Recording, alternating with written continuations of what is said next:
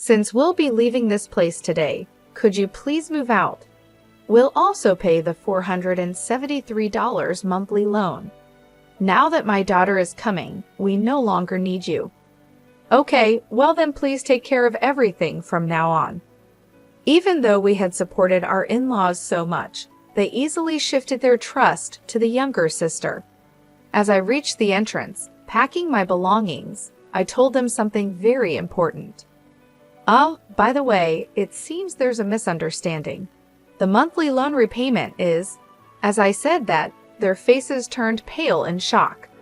My name is Emily, a 35-year-old office worker. I've been married to Tom for 3 years.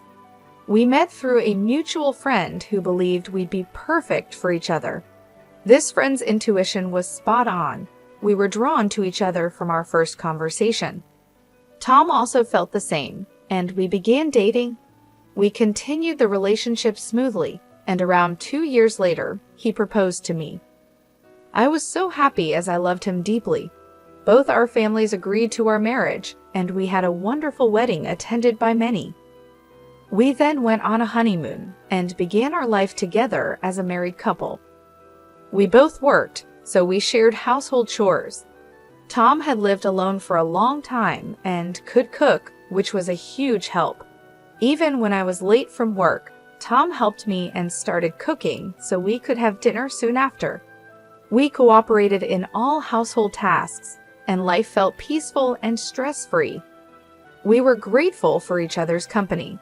In the blink of an eye, 3 years passed, and our bond remained as strong as when we were newlyweds. However, a significant event occurred. Tom's father fell ill suddenly, and we rushed to the hospital. Dad, are you okay? Tom, Emily, thank you for coming. Sorry for causing you concern. It seems I overexerted myself. He had been a workaholic, often working long hours, and as he aged, the stress of those years took a toll on him. For now, I'll undergo some tests and wait for the results. I see. Tom and I were anxious, but more than that, my mother-in-law was quite upset. For the mother-in-law who had always supported her husband as a housewife, it was understandable that she was upset when her partner, the mainstay of the family, was suddenly in mortal danger. Mother-in-law, are you all right? Yes, somehow. We cared deeply for both of them and began visiting them more frequently, trying to be as supportive as possible. After a week, the father-in-law's test results came out. Although he was released from the hospital, there were concerns about a recurrence. Realizing that they might not handle another emergency, Tom proposed something. Hey, what if we lived together with my parents? The proposal was expected. If my parents were in the same situation, I'd want to live with them too. Of course, I'm okay with that. Let's discuss it with them right away, I said. Thank you, Emily, Tom replied. We quickly presented the idea to our in-laws. Live together? We want to be a burden, said my mother-in-law, wiping away her tears. It's not a bother at all. Emily and I are worried about both of you, I reassured them. Thank you, both of you. Music. Our in-laws, teary-eyed, gratefully accepted. They must have been quite anxious. We promptly moved in with them. My mother-in-law, knowing that both of us worked, took the lead in the household chores. Thanks to her, we could focus on our jobs. The father-in-law retired early and spent his days resting at home, which improved his health. We all got along wonderfully without any issues, and life was joyous. However, our in-laws made a certain proposal. I've been thinking about this for a while. How would you feel about building a new 2-family house? My father-in-law said. Huh? It's a bit small for 4 adults to live in this house. And if Tom and Emily have children in the future, it'll be even smaller. Considering the future, I've been thinking of building a bigger house where we can live comfortably for the rest of our lives. However, it's not something we can afford with just my savings. We will need to discuss and decide together. Tom and I were surprised by the proposal, but we thought it wasn't a bad idea. While the current in-laws house isn't too small, it's not particularly spacious or comfortable either. Leaving here long-term might lead to stress building up between us. Perhaps buying a new house where everyone can live comfortably is a good idea. After discussing with Tom for a while, we decided to go along with the father-in-law's proposal. Subsequently, the four of us went to real estate agencies to look at various properties. We considered making it barrier-free for our in-laws and ensuring there are plenty of rooms if children come along. Ideally, it should be in a safe area close to both a hospital and a train station and have easy access to grocery stores. Given everyone's requirements, it seemed like it might be pricey. However, if we're going to live here for the rest of our lives, we don't want to compromise too much. Each family member shared the same sentiment, so fueled by determination, we decided to build our dream house, no matter the cost. After some time, our new home was finally completed. The exterior and interior were both new and beautiful, and just gazing upon it filled our hearts with joy. This is really amazing. I can't be sick anymore. I want to stay healthy and live here for as long as possible, my mother-in-law said. The in-laws seemed pleased, and my husband and I were equally excited. This is the house that will be with us for our entire lives.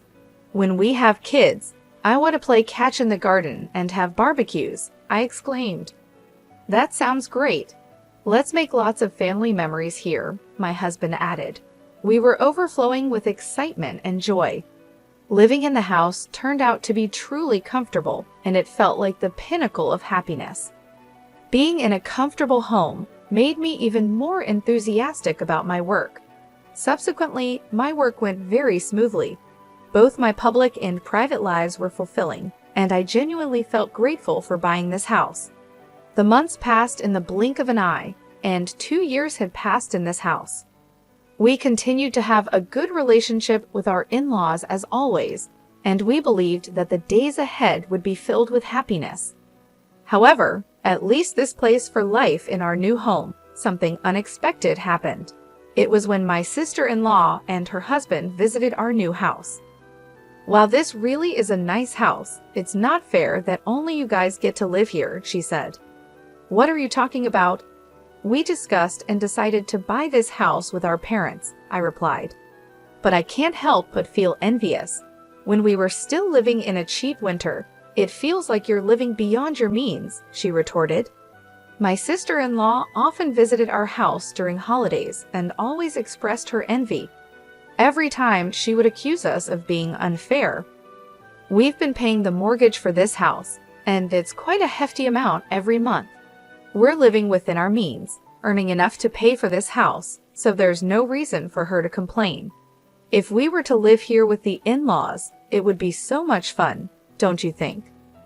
What can you even know about the market for this house? My husband and I exchanged a glance. The sister-in-law probably just blurted out without giving it much thought. However, her careless words started to move my in-laws' hearts.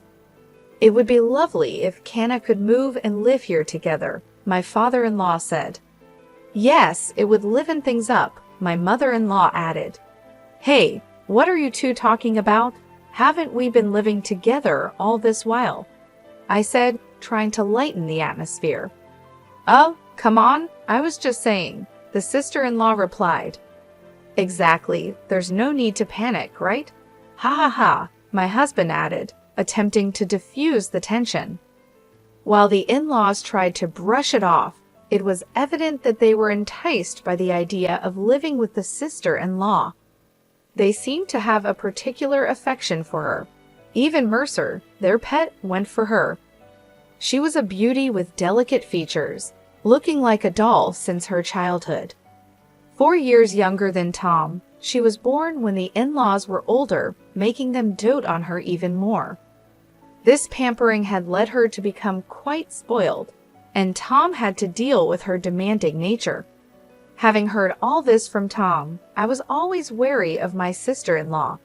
For a while after we got married, Tom and I were both caught off guard because she didn't seem to be causing us any trouble. However, recently, she had been increasingly eyeing our new house. Oh, Emily, you're back. Then I'll be leaving now, she said one day. Huh, I wish you'd stay a bit longer, I replied, trying to be polite, but hoping she would leave. But Tom and Emily might find it inconvenient, she said, pretending to be considerate. I don't think it's a nuisance, I said, trying to hide my irritation. You might say that, but it's evident in your eyes and behavior, she retorted. Unwanted guests should leave quickly. See you, Mom and Dad, she called out as she left. When the sister-in-law left, the in-laws were visibly upset. They looked as if they wished she had stayed longer. Even though they didn't voice their feelings, their faces and attitudes spoke volumes. I often felt out of place, retreating to my room after work to avoid the growing tension that lingered in our home. When Tom came home, we'd cautiously make our way to the living room for dinner, but the atmosphere around the dinner table became increasingly strained. Long silences would hang in the air, and it was clear something was amiss. Tom, too, sensed the change and began to suspect that the cause of our troubles was his sister. As our relationship with the in-laws deteriorated, the sister-in-law finally made her move. One holiday, Tom and I returned from our morning shopping to find unfamiliar shoes at the entrance. We exchanged glances, perplexed, and then his mother-in-law approached us from the living room. You're finally back. We need to talk, she said, her tone unusually stern. As we entered the living room, there sat the sister-in-law and her husband.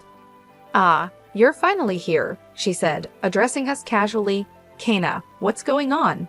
From today, we'll be living here, so please leave, she declared, catching us off guard. What? Tom and I were taken aback by her sudden announcement. What is she thinking, moving in today? Hold on, it's ridiculous to say that all of a sudden. It's not sudden. We've discussed this with Mom and Dad for a long time, she responded confidently. Kai and I will take care of everyone. I'll handle the housework and even care for you when needed.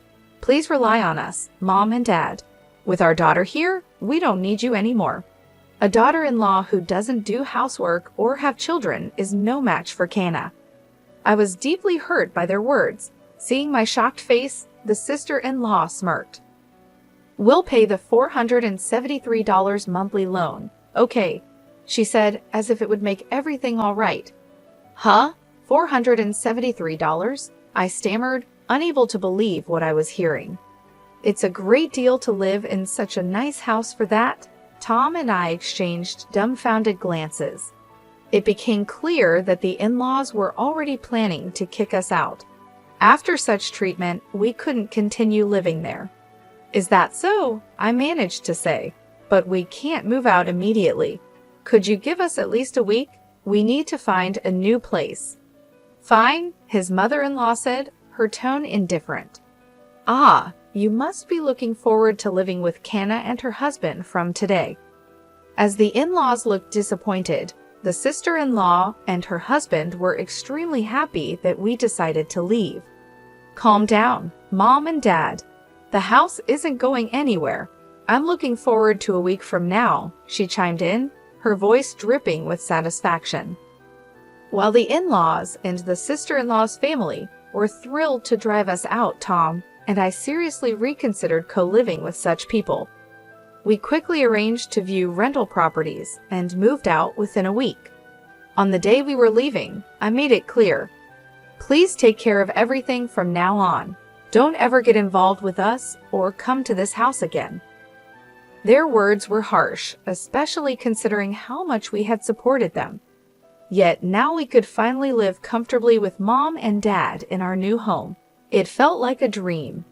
As I gathered our belongings and approached the entrance, I shared an important piece of information. Oh, by the way, it seems there's a misunderstanding about the monthly mortgage payments. It's $1,825 every month, okay?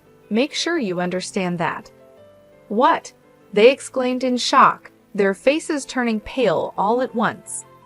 Hold on a second, isn't the loan just $473 a month? They protested. You misunderstood, didn't you? This house is under our father's name, so the loan is contractually agreed to be paid off through a debit from Dad's account.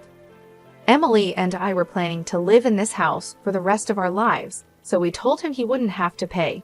We were bearing all the costs. So I was transferring $473, and Emily was transferring $1,352 to our father's account every month. It turned out Father had only remembered the monthly transfers into his account.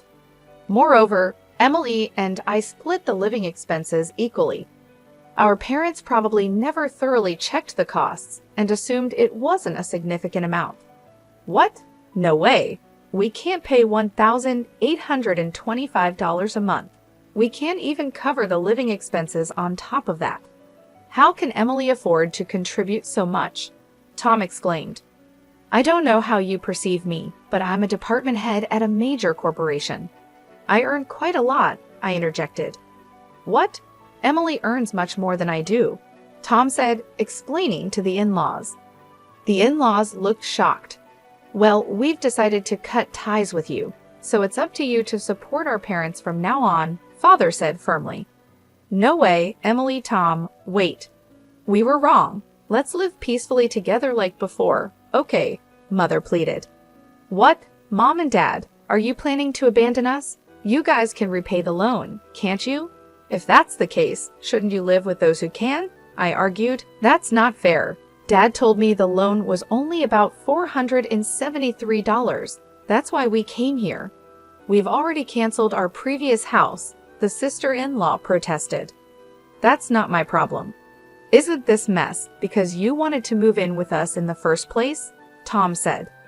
Right, your husband earns very little, doesn't he? But you always said family was more important than money and pampered me. When our livelihood is at stake, all of that doesn't matter, I added, pointing out their hypocrisy. The quarrel between the in-laws and the sister-in-law was unbearable to watch. Well, we're leaving, I declared, and with that Tom and I left the house and moved into our rented room. Despite numerous messages from the in-laws, we ignored them all.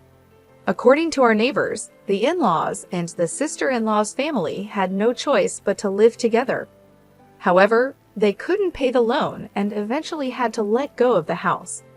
When they sold the house, a considerable debt remained. Even after using the father-in-law's early retirement benefits for repayment, they still fell short. Eventually, they had to settle for a small apartment and work multiple jobs to repay their debt. Apparently, the sister-in-law's husband didn't want the burden to fall on him, so he ran away.